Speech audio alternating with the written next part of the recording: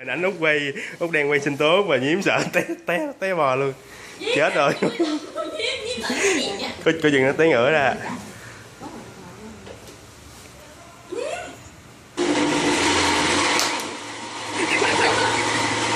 Chạy.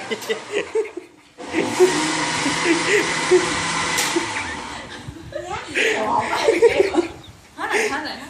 Cái được. Từ từ. Chết. Chết gì Út.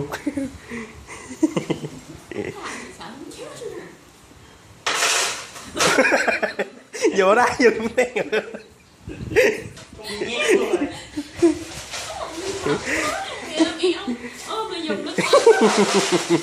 Nó kiếm chuyện á. Nó bỏ cả ra đi.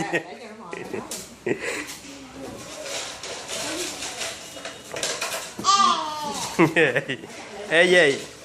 Cảnh đường thì con chỉ hay đi càng quét lắm. Mày ngon hơn.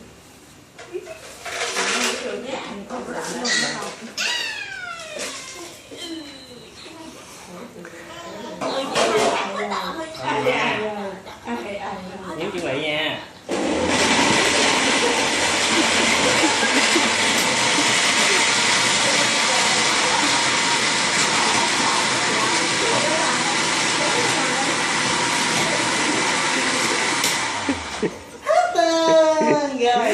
Rồi sao Nhiễm hết sợ.